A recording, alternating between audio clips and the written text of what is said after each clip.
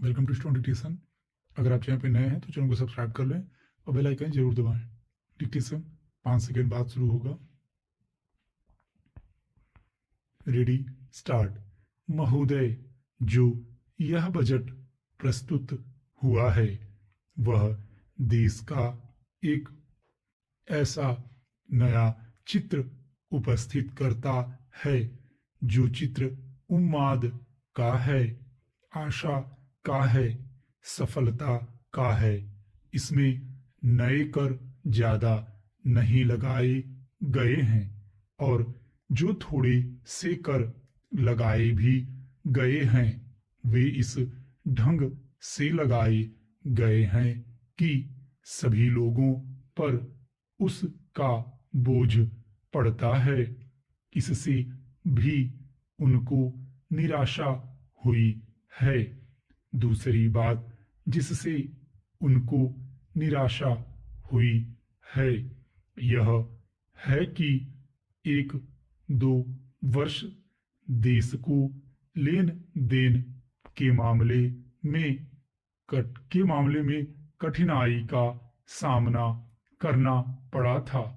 योजना को कठिनाई में पड़ना पड़ा था, वह कठिनाई दूर हो गई है और मैं सदन की तरफ से उन देशों को धन्यवाद देना चाहता हूँ, उन देशों के प्रति आभार प्रदर्शित करना चाहता हूँ जिन्होंने हमारी इस कठिनाई को दूर करने में आगे बढ़कर हाथ बटाया है।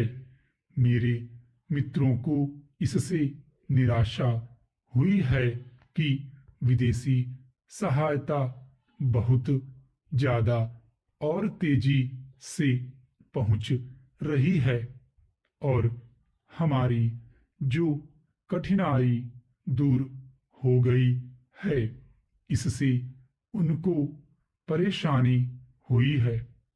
कम्युनिस्ट इसलिए भी परेशान हैं कि पिछले एक दो वर्षों में देश की पैदावार बहुमुखी ढंग से बढ़ी है, औद्योगिक पैदावार बढ़ी है। यह उनके लिए निराशा का कारण बना है।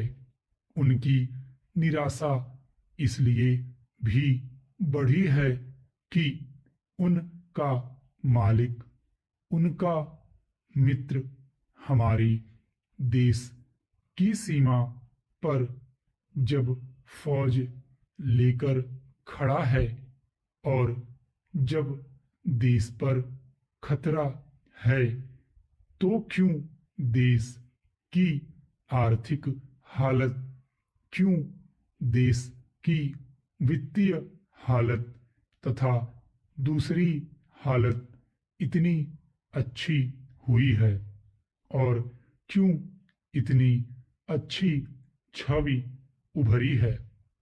लेकिन उनकी निराशा हमारी सबसे बड़ी आशा है, उनकी असफलता हमारी सबसे बड़ी सफलता है और मैं समझता हूँ कि उनके भाषण हमारी वित्त मंत्री महोदय के लिए सबसे बड़ी बधाई के भाषण हैं।